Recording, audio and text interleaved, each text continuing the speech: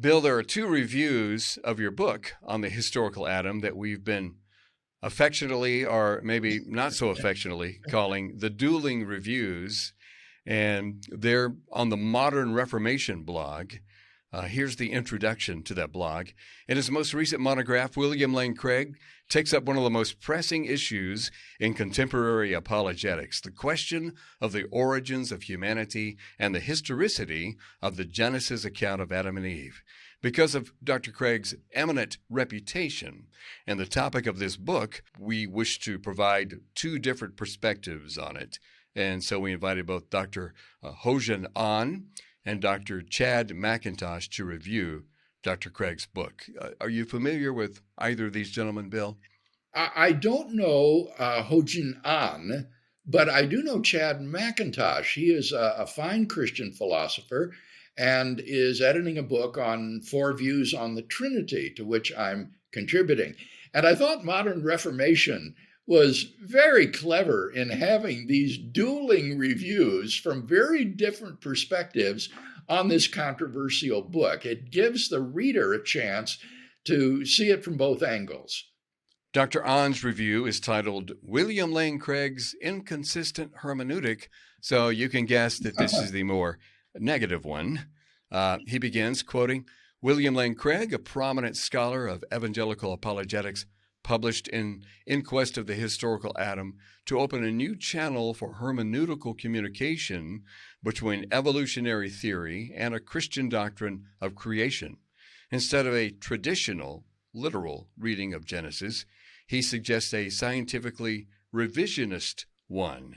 We might stop there, Bill. What about the description, scientifically revisionist? Right. This is inaccurate right from the beginning. What this implies is that my reading of Genesis is motivated by modern science and attempt to make the interpretation of Genesis 1 conform to modern scientific theories. And I am adamant in the book that is a bad hermeneutic. That's called concordism, where you read modern science back into the text.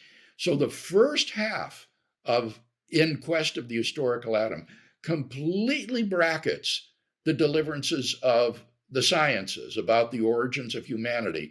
And it focuses entirely on the hermeneutical question of what is the most plausible way of interpreting Genesis 1 to 11, the so-called primeval history, and in particular, the narratives about Adam and Eve. So this is not an attempt to use science to revise the traditional reading of Genesis 1. Continuing, quote, Craig considers the biblical accounts of creation primarily in relation to scientific evidence supporting atheistic evolution theory. Arguably, the position he defends in this book stands in contrast to his career as a courageous defender of evangelical truth. This is because the biblical interpretation of the historical Adam he offers through the lens of evolutionary theory is inconsistent with the biblical hermeneutic he uses to defend the evangelical truth of God's salvation through Christ. End of quote. Bill, we'll get into the hermeneutic issue in a moment. But what do you think about his statement of the book's relationship with atheistic evolution? To repeat, the book is not an attempt to look at the interpretation of the historical Adam through the lens of evolutionary theory. That is a misunderstanding of the entire first half of the book. And moreover, it's improper to characterize evolutionary theory as inherently atheistic. There is no reason to think that if God exists, he could not have structured the universe in such a way as to use evolutionary development to bring about the complexity in the biosphere. So this is just a pejorative use of language that isn't reflective of what evolutionary theory holds. Ahn continues, quoting, above all, we have to pay attention to Craig's hermeneutical censorship of God's divine word through the lens of evolution theory. Although Craig seems to justify the plausibility of his prehistoric anthropological understanding of Genesis, he seems to disregard the critical point that Adam and Eve were created perfectly by a transcendent God before the fall. I am deeply concerned with Craig's biblical interpretation that must correspond to paleontological evidence supporting evolutionary theory. If Craig simply pursued a common grounding and hermeneutical continuity between the ancient sagas and the biblical accounts, then his mytho-historical approach would not be a problem. Considering that his book is written for people who struggle with reconciling evolution theory with their Christian faith, I would find this entirely acceptable.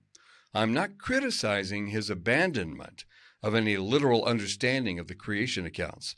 The trouble for me is that Craig bases his entire interpretation of the biblical accounts on scientific evidence by radically minimizing the Bible's divine content and purpose. It seems that as paleontologists find new evidence, hold on, give me time to shoehorn my biblical interpretation into it. Okay, Bill, a lot to comment on there. Oh, too much. This is such a serious misrepresentation of the hermeneutical portion of the book. He recognizes early in the quotation that you read that Craig seems to justify the plausibility of his prehistoric anthropological understanding of Genesis. That's exactly right. What I do is argue that when you look at the literary genre of myth, you discover certain family resemblances among myths. I list about 10 of them. And then I show that the primeval history of Genesis 1 to 11 has multiple instances of 8 out of the 10 of these family resemblances. And that goes to argue very powerfully that, in fact, these narratives are at least quasi-mythical. But they're not pure myth because they also have a historical interest, and this is manifested in the genealogies that ordered the primeval narratives chronologically and turned them into a primeval history. And the fact that these genealogies meld seamlessly into the patriarchal narratives beginning in Genesis 12 of Abraham and his descendants, who are indisputably regarded by the author as historical persons, that the people earlier in the genealogies are likewise regarded as historical persons. So I argue on the basis of these family resemblances of myth and these genealogical notices that the best genre analysis of Genesis 1 to 11 is mytho-history, a kind of fusion of history with the figurative language of myth. Now, what's funny about On's critique is he says, I'm not criticizing Craig for abandoning a literal understanding of the creation account. So he's fine with that. He says, the trouble is that I base the interpretation of the biblical accounts on scientific evidence.